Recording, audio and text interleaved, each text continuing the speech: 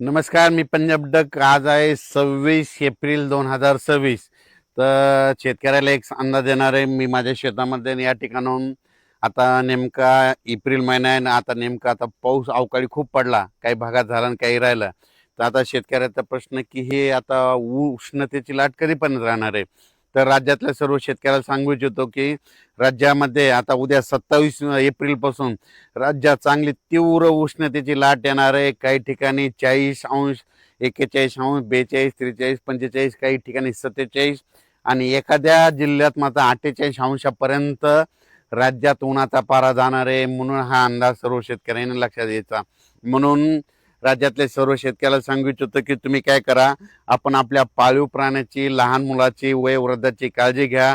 त्यांना उन्हामध्ये फिरू देऊ नका. म्हणून हा अंदाज सर्व शेतकऱ्यांनी लक्षात घ्यायचा. म्हणजे राज्यात सांगायचं झालं तर सध्या तरी आता 10-15 दिवस पावसाचं वातावरण नसणार आहे. म्हणून राज्यातल्या सर्व शेतकऱ्यांनी अंदाज लक्षात घ्यायचा. तीव्र उष्णतेची लाट पूर्व विदर्भ, पश्चिम विदर्भ, दक्षिण महाराष्ट्र, उत्तर महाराष्ट्र, कोकणपट्टी, खानदेश या सगळीकडं चांगली उष्णतेची लाट राहणार आहे. म्हणून हा अंदाज लक्षात घ्यायचा. कोकणपट्टीमध्ये देखील 38, 39, 40 अंशापर्यंत तापमान जाणार आहे. म्हणून कोकणपट्टीतल्या शेतकऱ्यांनी हा अंदाज लक्षात घ्यायचा.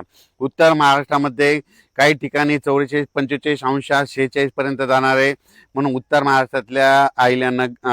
महाराष्ट्रातल्या नाशिक जिल्हा, नंदुरबार जिल्हा, धुळे जिल्हा, जळगाव जिल्हा त्या शेतकऱ्यांनी हा अंदाज लक्षात घ्यायचा. कारण की तिकडे देखील 45-46 अंशापर्यंत पारा जाणार आहे. म्हणून हे देखील अंदाज लक्षात घ्यायचा.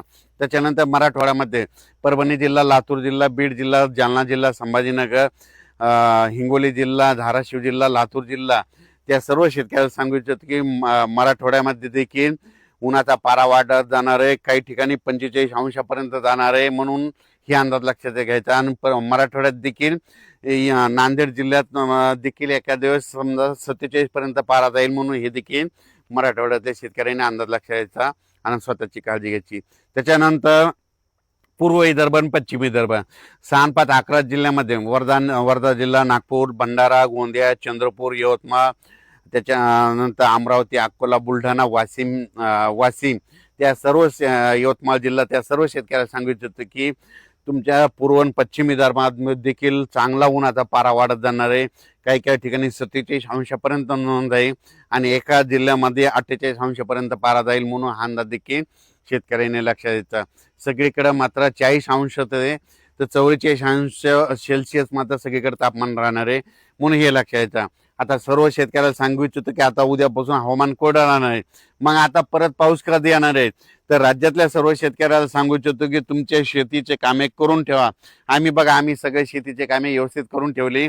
कारण की मराठी सालाप्रमाणे सांगायचं झालं तर आता कंप्लीट 33 दिवस मिरग राहिला. म्हणजे मिरग निघायला मराठी सालाप्रमाणे 33 दिवस राहिले. आणि इंग्रजी महिन्याप्रमाणे जर धरलं तर तुम्हाला सांगतो 41 दिवस पाऊस राहिला आहे. म्हणून हा अंदाज सर्व शेतकऱ्यांनी लक्षात द्यायचा. म्हणजे इंग्रजी महिन्याप्रमाणे 41 दिवस पाऊस राहिला ते हे एक लक्षात द्यायचं. आणि मराठी आखिदी झाल्याच्या नंतर कंप्लीट 40 दिवसाला मिरग निघतो. म्हणून हे देखील सर्व शेतकऱ्यांनी लक्षात घ्यायचं. आणि राज्यात तुम्हाला सांगू इच्छितो मे मध्ये मग मान्सून दस्तक कधी देणार आहे. तुम्हाला सांगू इच्छितो 15 मे ते 20 मेच्या दरम्यान अंदमान बेटावर मान्सून दस्तक देणार आहे. म्हणून हा अंदाज खास करून मराठवाड्यातल्या संपूर्ण महाराष्ट्रातल्या महाराष्ट्र असो, कर्नाटक असो, मध्य प्रदेश आणि जे काही राज्य त्या जिल्ह्यातल्या सर्व शेतकऱ्याला सांगू इच्छितो की तुम्हाला सांगू इच्छितो की मान्सून अंदमान बेटावर 15 मे ते 20 मेच्या दरम्यान दस्तक देणार आहे. म्हणून हा अंदाज लक्षात घ्यायचा. कारण की एकंदरीत अभ्यास केल्याच्या नंतर तुम्हाला सांगू इच्छितो की 15 मे ते 20 मेच्या दरम्यान कधीही मान्सून अंदमान बेटावर दस्तक देतो तिथं दाखल होऊ शकणार आहे.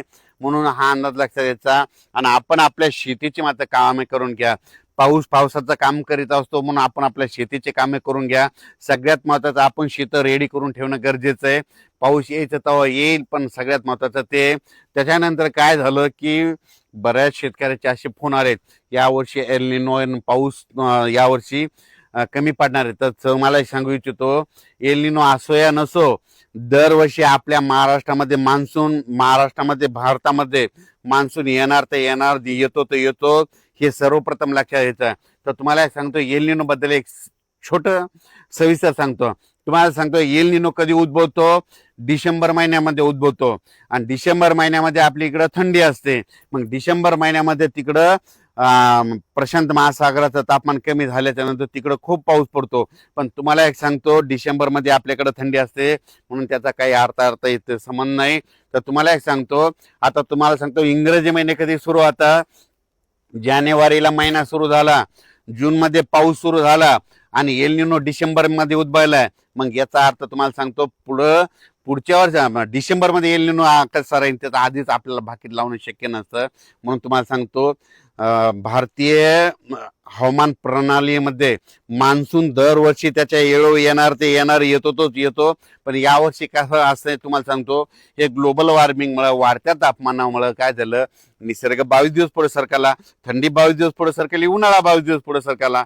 लहान मुलाला जरी विचारलं तर पाऊस कधी येणार, तो म्हणतो 7 जूनला येणार. पण ह्या वाढत्या तापमानामुळे ह्या 5 ते 7 वर्षामध्ये काय झालं, निसर्ग 22 दिवस पुढे सरकला. म्हणून दरवर्षी 7 जूनला पाऊस येतो ना, मग दरवर्षी त्या 7 जून मध्ये 22 मिसळा म्हणजे जूनच्या शेवटच्या आठवड्यात पेरण्या होतील. म्हणून हे सर्व शेतकऱ्यांनी लक्षात यायचं. म्हणून हे अंदाज सर्व शेतकऱ्यांना लक्षात यायचा. यावर्षी तुम्हाला सांगतो हे सगळ्यात चांगलं आलंय. कशामुळं, यावर्षी म्हणजे खरीपात पाऊस कमी असला की पिकं चांगली येतात. खरीप बी चांगलं येणार आहे आणि रब्बी चांगलं येणार आहे. रब्बी मध्ये कशामुळे चांगलं येणार आहे, कारण की यावर्षी परतीचा पाऊस चांगला पडणार आहे. म्हणून यावर्षी रब्बीचं पीक देखील चांगलं येणार आहे. म्हणून शेतकऱ्यासाठी चांगलं साल राहणार आहे. म्हणून तोपर्यंत शेतकऱ्यांनी शेतीची कामे करून घ्यावी. आता उद्या 27 एप्रिल पासून चांगला उन्हाची तीव्रता वाढत जाणार आहे. म्हणून स्वतःची काळजी घ्या, वयोवृद्धांची घ्या आणि विशेष म्हणजे पशुधनाची काळजी घ्या. अचानक वातावरणात बदल झाला तर उद्या एक लगेच मेसेज दिला जाईल. धन्यवाद.